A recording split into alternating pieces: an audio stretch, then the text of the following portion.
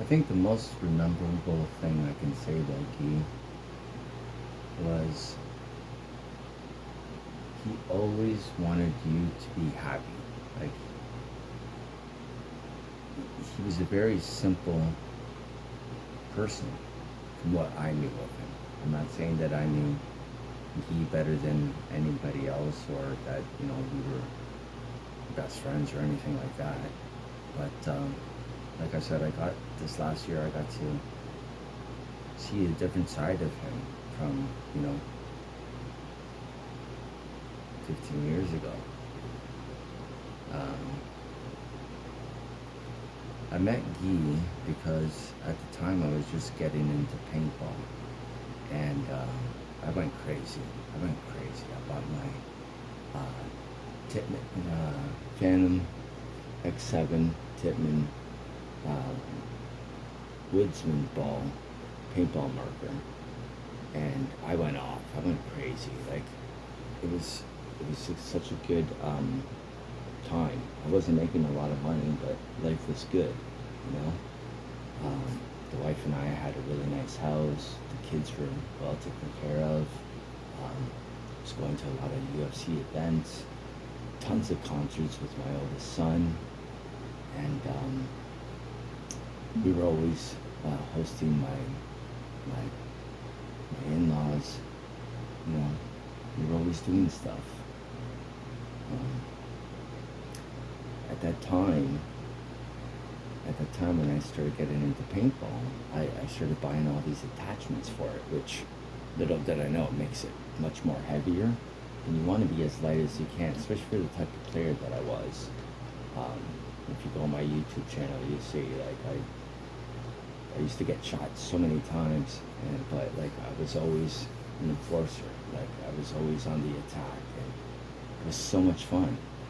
And so I bought this real scope for real guns from this person named Sean Holder, and we got to talking. I was like, "Yeah, have you ever heard of PRZ? I used to promote this paintball place out in Picton, Ontario, which is closed now due to COVID. But all my close friends that turned into family came from there. Um, it was such a good time, you know. Um, at that time, though, I was very sociable, very popular. I was famous in paintball for a minute. Um, and Sean came up, and he's like, "Oh, I'll bring a friend, and we can play FPRZ together." I was like, "Yeah, man, that sounds good." And he was that extra person. Um, we started a paintball team called Bakata with another really close friend of mine, George Loomis. Um, but after like 5, 6 years, money starts getting tighter, and beautiful government of Canada kept taxing us more and more and more. So, you know, you have to pick and choose your hobbies. And unfortunately, I was going through a bad time with the wife, and you know, things became aggressively harder, and it just made life harder. And so we lost touch for quite some time, and I can't tell you what brought us back together. I really, I think it was TikTok. I'd like to say it was TikTok, um, but I honestly, I don't know. I don't know. Um, but what, however it was around June of last year,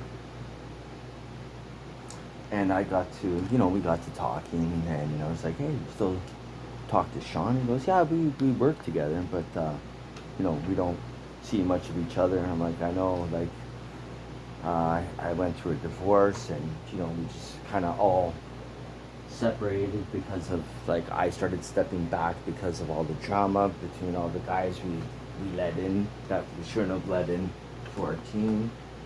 Um, it just became, you know,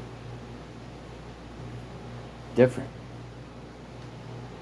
And, that's how life goes. You don't get to stay friends with everybody you meet. But we were still friends on Facebook, and, we ended up accepting. I don't know who followed who first on TikTok. I couldn't tell you. But, and I don't know why. Because I truly believe everything happens for a reason. Everything in life happens for a reason. And I used to be a strong atheist. And I've learned to trust in God. And I never lost faith in that. And when Guy came back into my life, it's like any normal bromance. We send each other memes, funny shit about women, and we talk as much as we possibly can. Whatever time that we have, and it gradually became more and more often.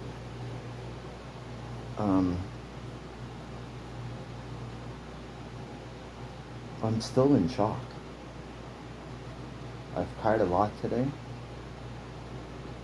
I lost consciousness twice because I was just overwhelmed with trying to deal with his death. And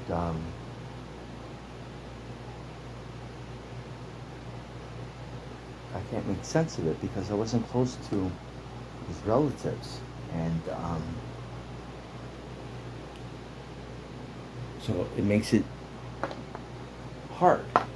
It got to a point with Guy where we would speak to each other, I want to say at least every other day.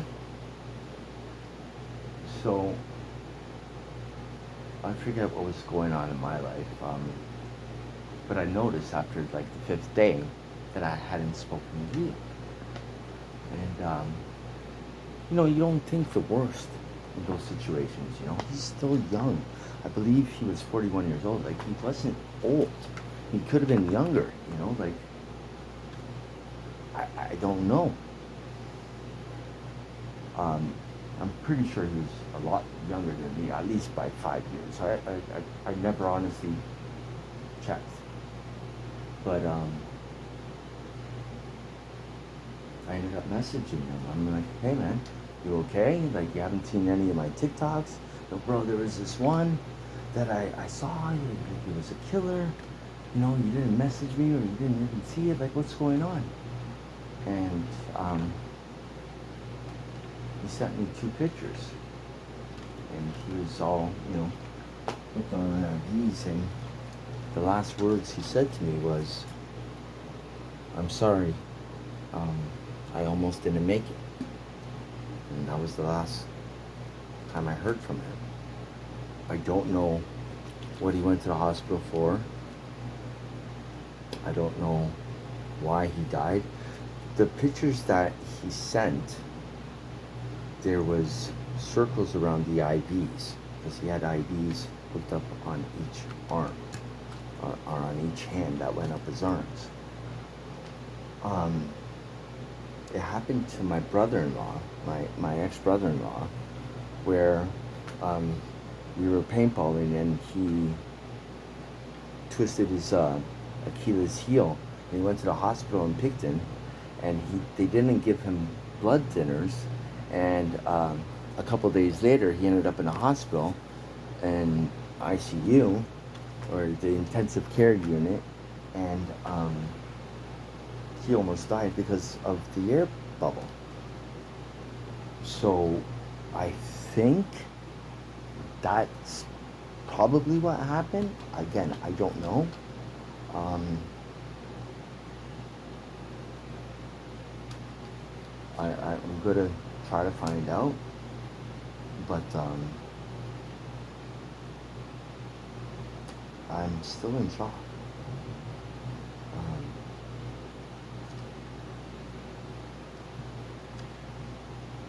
it's the best way I can describe what I'm feeling right now. Shock. Because we never, like, lately, for the last couple of months, I wake up every morning, and when I do wake up, the first thought is, thank you, Jesus. I'm breathing one more day. I'm,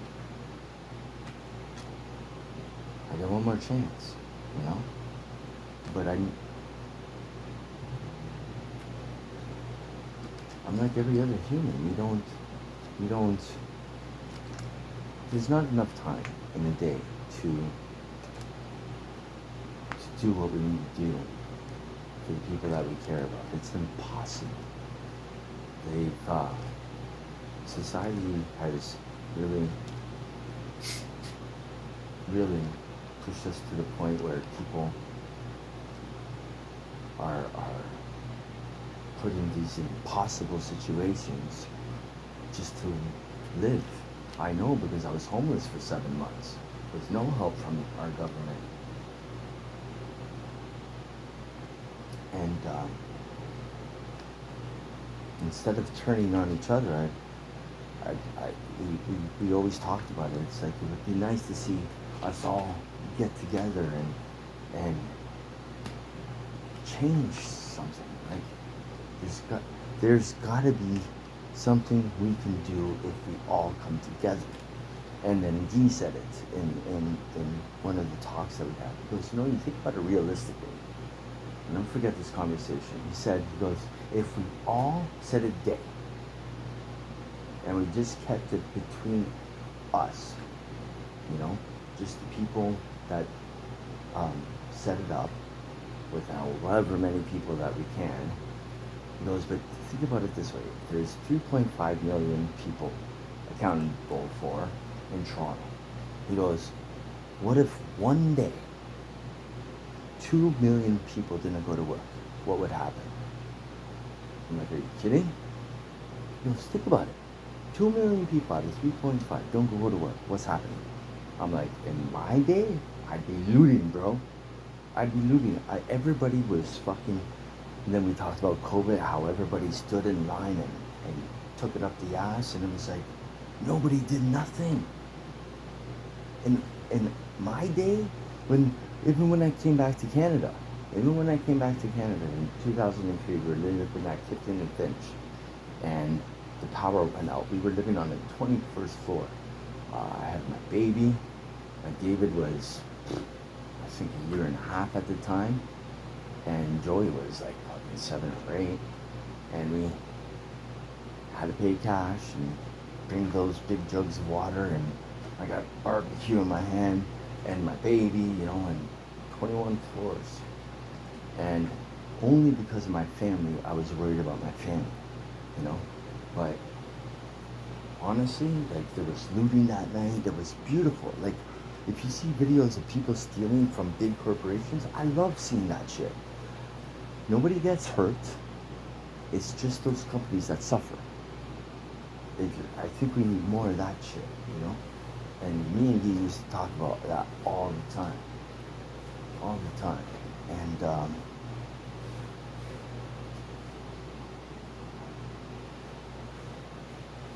he's a good human being. And that's why I know I'm a piece of shit, because I'm gonna live forever. God always takes good ones soon. If it was the hospital's fault, I hope they get fucking. I hope that they sue them for so much money that they have to close those fucking doors. And that surgeon loses his fucking, doctor, whoever was in charge, loses their license. In Even the fucking mattress is fucking nice.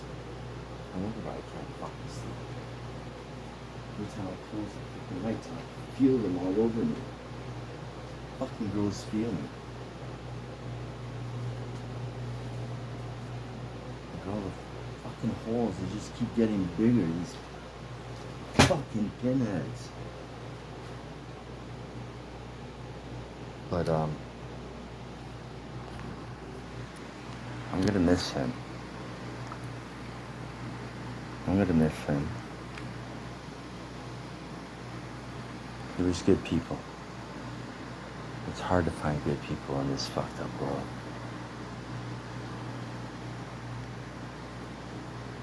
It's how they trained us to be, you know? To fight each other, you know? To fight us all. Keep us all separated, because if we all unite, they're fucked.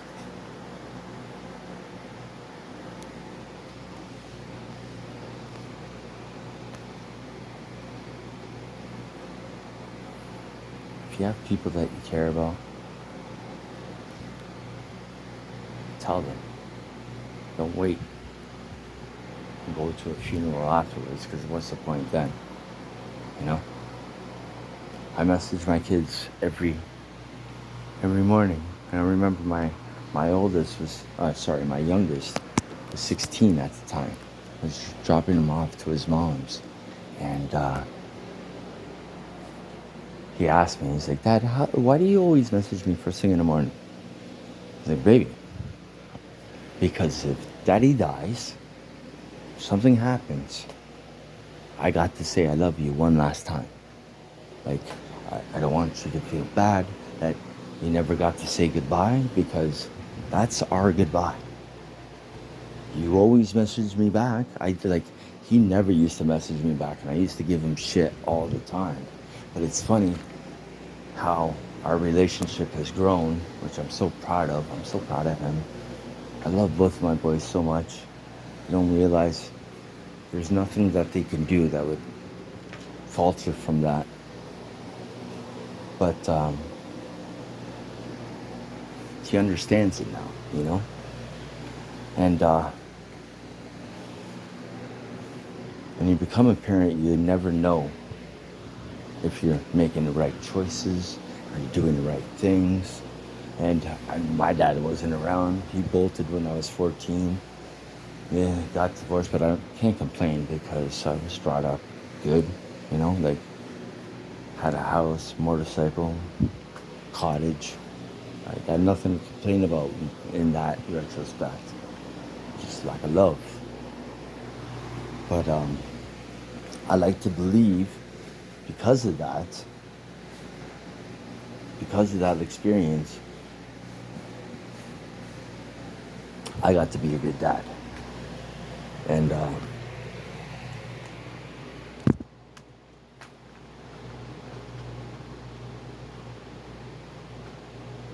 because of those choices of doing things with my kids, that was more important to me than anything else, was making them happy.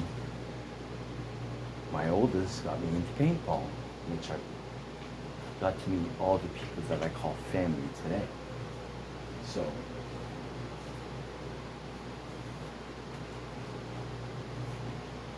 I have to believe, for me, I've seen his idea, you know? Like, I've always been terrible in communicating, and music was how I communicated back in the day. And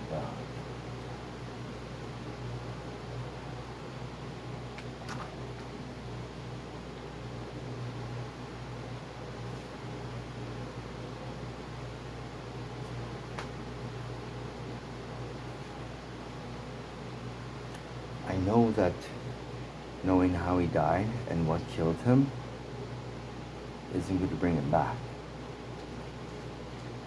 And I don't know if it's because I need the closure, because I definitely don't have any guilt. I don't have any guilt. We talked often. We were We weren't the best of friends. We never got together for dinner, but like, it's so hard to do that. But we talked often, and I like to believe he thought I was a good friend too. You know, it's all we can hope for, right? The words are easy to say, but actions, that's what lets them know that we care, right?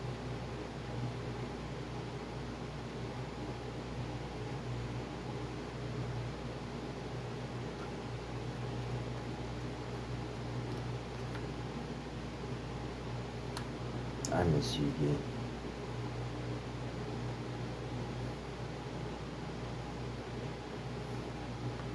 You were a good man.